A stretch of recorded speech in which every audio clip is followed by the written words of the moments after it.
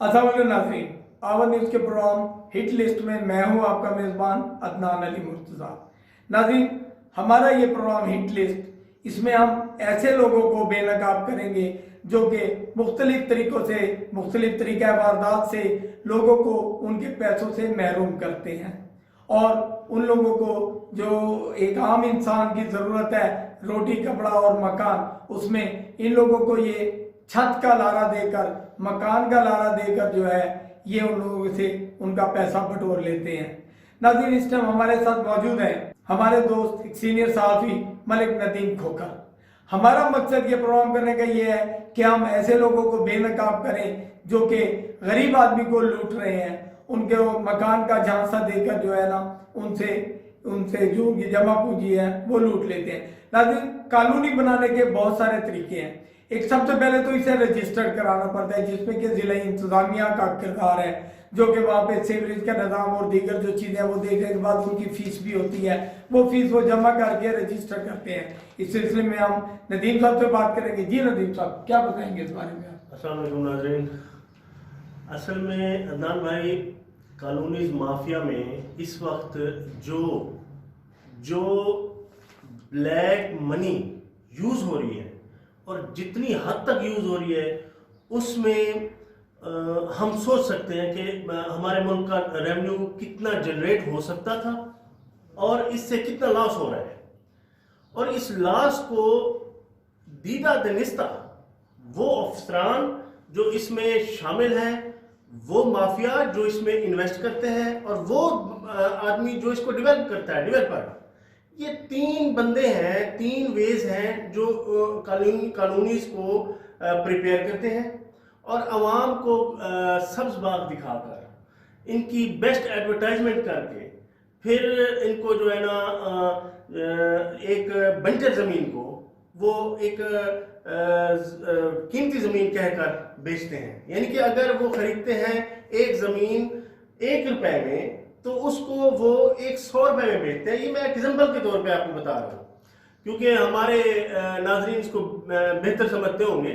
तो उसमें अब हमारी जो पहली जो सीरीज है, पहला प्रोग्राम है, पहला एपिसोड है, इसमें हम सिर्फ और सिर्फ ये बताएंगे कि कानूनीज एक्चुअली होती क्या है और इसमें कैसे रजिस्ट्रेशन कैसे होती है, इसमें कौन कौन इन्वॉल्व होता है, कैसे इसका क्राइटेरिया क्या होता है। अब इस क्राइटेरिया में अब जो लोग आते हैं अदनान भाई, इस क्राइटेरिया में अब जो लोग आते हैं वो जरा होशियार हो जाएं इस हिट लिस्ट प्रोग्राम के तवस्सुल से। अब इस क्राइटेरिया में जो नहीं पूरा आता वो ना सिर्फ मुल्क दुश्मनी कर रहा है, वो अवाम को लूट रहा है।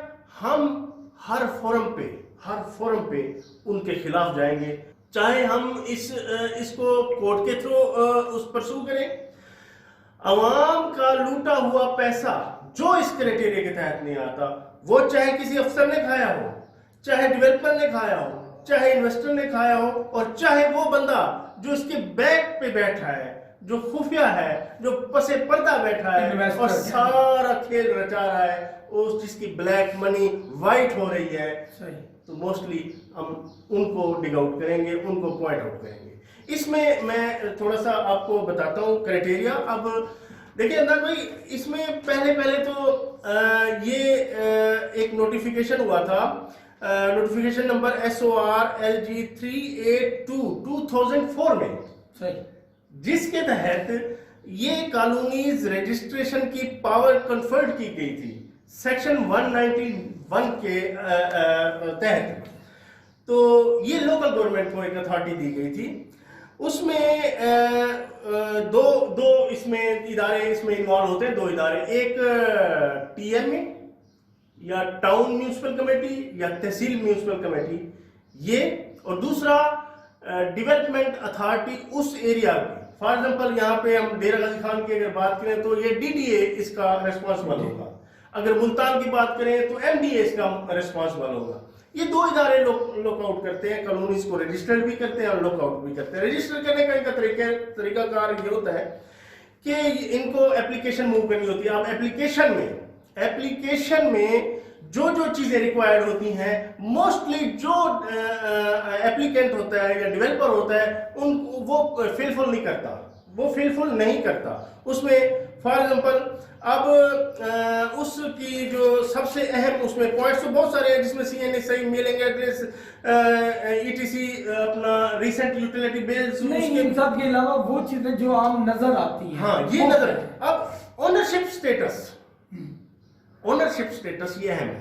अब ओनरशिप स्टेटस का होता ये है कि ये उधार पे लेते हैं जमीनें और आगे नकद करके बेच रहे होते हैं, और बाद में एक एक प्लाट 6 जगह बिका होता है, और ये ब्लंडर और ये जो इश्यूज हैं ये सामने आते हैं अवाम को। अवाम भी इसमें आप हमारे नाज़रीन को हमारी तरफ से ये इंफॉर्मेशन देना कि आप भी थोड़ा सा इसमें हमारा साथ दें। इस इंफॉर्मेशन के तहत आप पहले चेक क्या करें कि हमने कौन सी कॉलोनी को, कौन सी जो रजिस्टर और सही है, जो लीगल कॉलोनी है, उसमें हमने प्लाट परचेज असल में अवाम भी इस फ्रॉड में शामिल हो जाती है ना, अपनी लालच के तहत।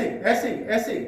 अच्छा, उसमें दूसरा ये है कि अब आप देखें कि एक सोसाइटी के लिए, एक कॉलोनी के लिए 100 कनाल से लेस देन 100 कनाल कॉलोनीज नहीं बन सकती। आप ये बताएं मुझे, डीजी खान में 100 कनाल की कौन सी कॉलोनी बनी हुई है? बहुत कम नहीं है बल्कि ये क्राइटेरिया में पूरा फिलफुल नहीं होता। ये तो हम इन सब का रिकॉर्ड देखेंगे इंशाल्लाह, इनका सबका चट्टाबट्टा आपके सामने लाएंगे अल्लाह के हुक्म से। इसमें नहीं है, हम हर वो इशू इसको उठाएंगे, हर वो स्टेटस जो लीगल होगा सेक्शन 191 के तहत और 2004 वाले नोटिफिकेशन में फिलफुल होगा, तो वो कॉलोनीज, वो ऑनर, वो डेवलपर हमारे लिए काबिल एहतराम है। हम उनका साथ देंगे इंशाल्लाह, उनके साथ देंगे और आवाम को कहेंगे कि ये रजिस्टर्ड कॉलोनीज हैं। अच्छा, उसमें ये होता है कि अब इसमें परसेंटेज कॉलोनीज में डिवाइड हुई होती है। अब मैं परसेंटेज आपको बताऊं तो आप हैरान रह जाएंगे। फॉर एग्जांपल इसमें 7% ओपन एरिया देना होता है, 7%। अब एक कॉलोनी में 7% ओपन एरिया देना होता है, जिसको पार्किंग कहते हैं, पार्क कहते हैं, ग्रीन बेल्ट कहते हैं, बाउंड्रीज नहीं, ग्रीन बेल्ट और पार्क के मध्य में ओपन एरिया देना होता है। अच्छा, ग्रेवयार्ड देना होता है, कब्रिस्तान देना होता है 2% पे, 2% पे ग्रेवयार्ड। कौन सी यहाँ पे सोसाइटी है जिसने ग्रेवयार्ड दिया हुआ है? ठीक है।